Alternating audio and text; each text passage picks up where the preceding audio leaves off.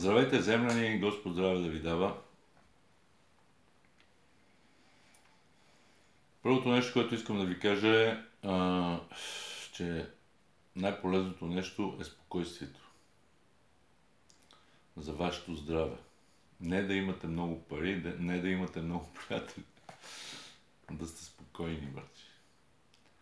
Да не ви се кара никой и никой да не ви казва какво да правите, кога да го правите и така нататък. Така, след това искам да ви кажа, че вие сте мои поданици.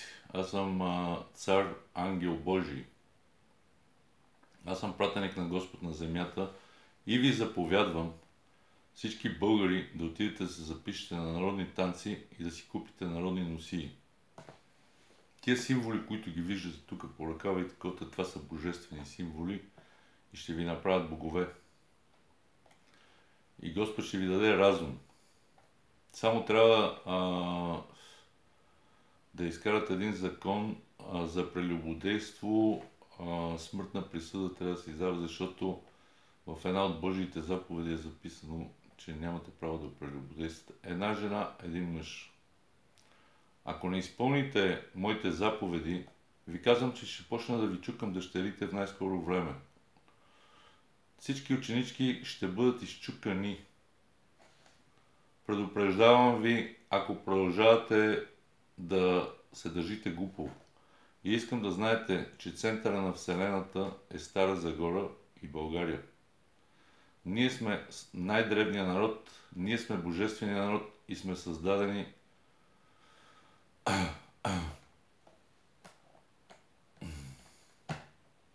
и сме дали цивилизацията на целия свят.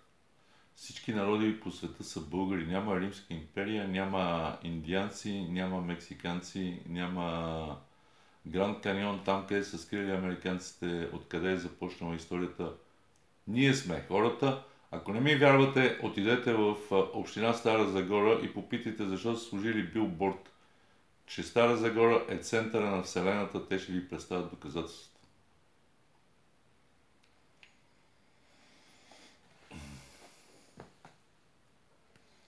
И сега ще ви обясня нещо само до преди 140 години, 50, айде, когато сме били по турско робство.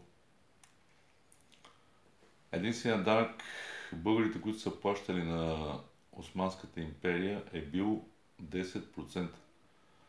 Сега искате ли да ви изборявам колко данъци плащате? Данъци на имоти, на коли, синя зелена зона, акцизи, мита, какво беше там още? Данък общ доход, ДДС, като ги съберете, ще разберете, че сте прецакани. Как се управлява държавата? Събирате се някаква общност там, или град, или област, или нещо такова. Избирате някакъв депутатин, който да защитава вашите интереси в парламента. И след това този същия депутатин, вие нямате връзка с него и той 4 години си прави каквото си иска.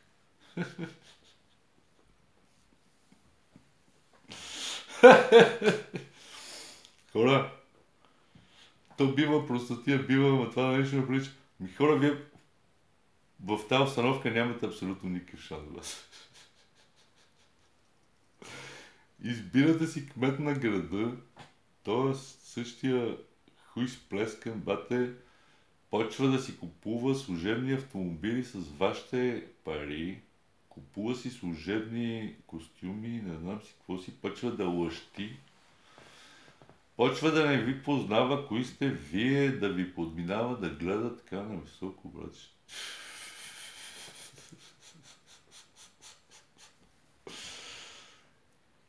Ще ми извинявате, пичове, ама аз с моя извънземен мъдър разум си мисля, че да допуснете такъв начин на управление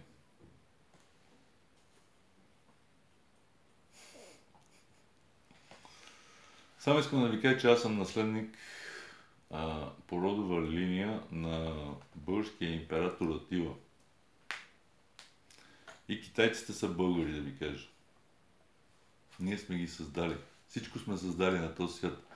Вие трябва да си върнете достоинството, защото Георинг мисля, че го е казал. Един народ, като си забрави историята, какво беше?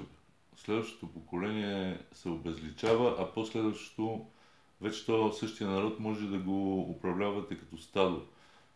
Мога да ви гарантирам, че вие сте едно стадо. Докато ходите да пиете, да ядете, да чукате на приятела си жената или на комшията, те горе ви крадат. Вие сте страхотни идиоти, заклевам се. Защо трябва да ходите да работите всеки ден? Ето, давам ви пример, тия супермаркети, където не плащат никакви данъци в България. Значи, само ви обяснявам. Няма такава държава друга, като в България, бедните да събират, да плащат данъци, а богатите да не плащат. Нито една голяма корпорация чужда, било Kaufland, Lidl или не знам си какво си там, не плащат нито една стотинка.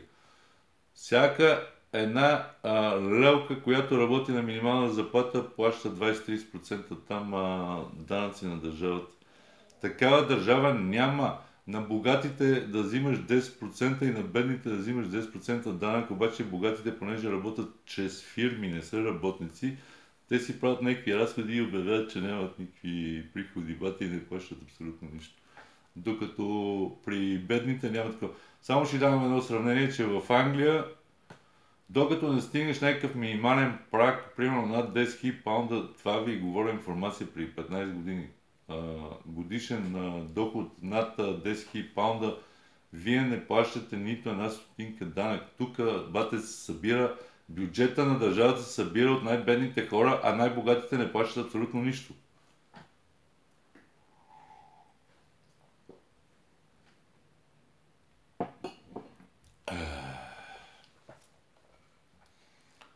За паметниците моча да кажа така, в Библията е записано, не си създавайте идоли. На тази земя не трябва да има нито един паметник, вие сте не служили тук милиони паметници. Не казвам, че са правите къде са бутнали паметника, но по принцип не трябва да си правите идоли. Вие си правите някакви идоли. Някакъв Кобрат Пулев бата, където бие децата ви в дискотеките, съвсем законно, защото няма нито едно повдигнато обвинение за това нещо. Той го е правил десетки пъти, стотици пъти. Защото взимали наркотици от другаде, не от дискотеката. Защото той бил искал да си докаже силния удар и удря вашите деца в гръб, бате, те припадат там, си гилтат езиците. Защото той иска да се докаже, защото той бил част от някаква наркоорганизация или не знам си какво си. И вие го издигате то на пиедестал и сега се гласи да става политик, моля ти се. Да не говорим, че като се боксира, бате, като спънат кон, ценно са му вързали краката, то не може да се движи с краката, ценно с бутуши. Това е най-смешният боксер на света. Искам да ми уредите среща с този Кобрат Пулев да му спукам тъпата глава, бе. Може ли той има 20 срещи, бате, той е възобновил кариерата на 20 боксера, които са се отказали преди това. Той няма нито един реален бой, той е идиот, бе.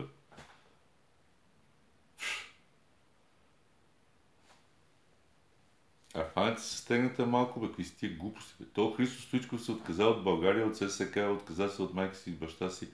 Вие го издигате на пиедестал, той ви рекламира там някакви лотари, някакви казина, някакви такова, кара децата ви да ходят да играят казиновата. И той ви е идол, и Бойко Борисов ви е идол, и като го видите и искате да се снимате с него и да се... той ви е най-големият душманин, какво се снимате с него, бе? Ма плювайте го, замервайте го с презервативи нещо, кажете му да ползва презервативи и да не се такова. Значи, казвам ви съвсем откровенно. Всеки, който бяга от истината, е съучастник на сатаната. Искам да коментирате и да ми кажете прав ли съм или не съм прав, не да мълчите. Всеки, който мълчи, става съучастник на тия, които ви грабят. Ако има някаква държава, брат, тя трябва да бъде в полза на хората, а не на държавата. Тая държава се създава за удобство на хората, не да грабите хората. Вие сте много сбъркани и заклянци, брат. Пожелавам ви приятен ден, чао!